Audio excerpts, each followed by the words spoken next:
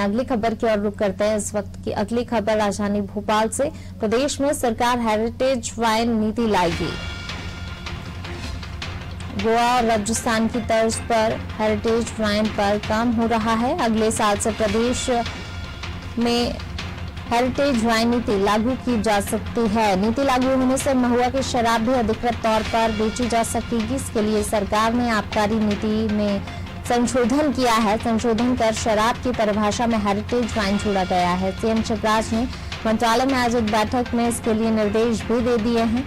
आबकारी और heritage wine नीति को जल्द प्रस्तुत करने के निर्देश दिए गए हैं। प्रदेश में सरकार अब हेरिटेज वाइन नीति लाएगी।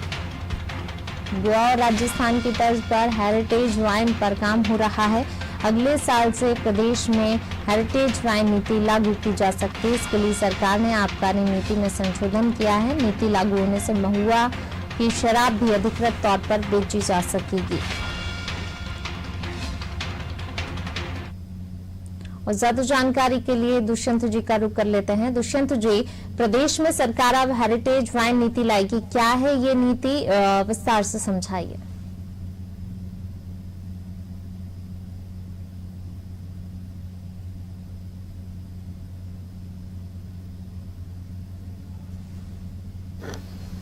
अब बिल्कुल देखिए पूनम, मध्य प्रदेश में सरकार ने राजस्थान और गोवा की तर्ज पर एक तैयारी जो है वो शुरू की है। और वो भी तैयारी ये की गई है कि जो प्राकृतिक और जिस तरीके से पारंपरिक शराब बनाने की प्रक्रिया है या शराब बनाने की पद्धति है उसको अनुमति दी जाए और हेरिटेज वाइन नीति के अनुसार उसको मध्य प्रदेश में लागू किया जाए, ताकि लोगों को कहीं ना कहीं इसका जो आदिवासी है जो बड़े स्तर पर महुआ की शराब जो है वो तैयार करते हैं और इसको एक हेरिटेज स्तर पर ख्याति दिलाने के लिए पूरा प्रयास जो है मध्य प्रदेश सरकार की तरफ से किया जाना है।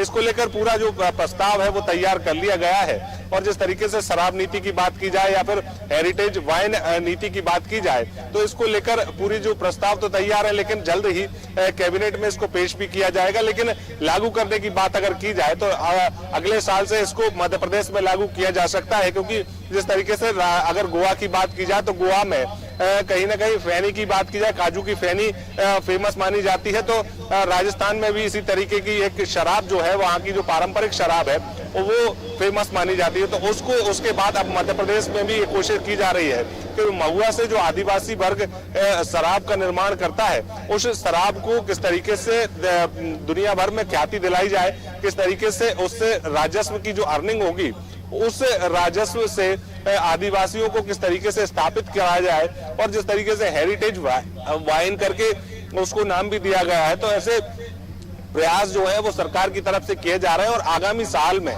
इसको लागू भी मध्य प्रदेश में किया जाएगा।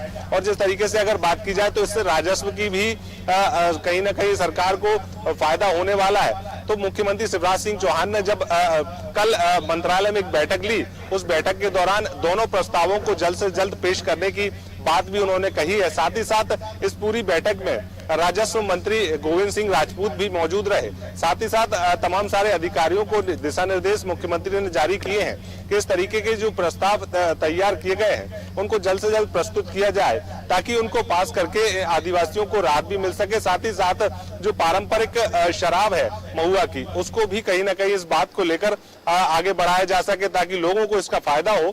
और फायदे के साथ साथ इस बात का भी ध्यान रखा जा सके कि मध्य प्रदेश में भी गोवा और राजस्थान की तर्ज पर इस तरीके के जो एक्ट हैं वो लागू किए जा सकते हैं। और लागू किए जाने के साथ में जिस तरीके से अगर बात की जाए आबकारी नीति की, तो आबकारी नीति में भी हेरिटेज शब्द को जोड़ा गया है, हेरिटेज शराब को परिभाषित किया गया है। तो उसको लेकर कहीं ना कहीं अब जब नीति दोनों बदली गई है और दोनों नीति बदलने के बाद अगले साल से जब इसको लागू किया जाएगा तो मध्य प्रदेश की एक नई पहचान होगी।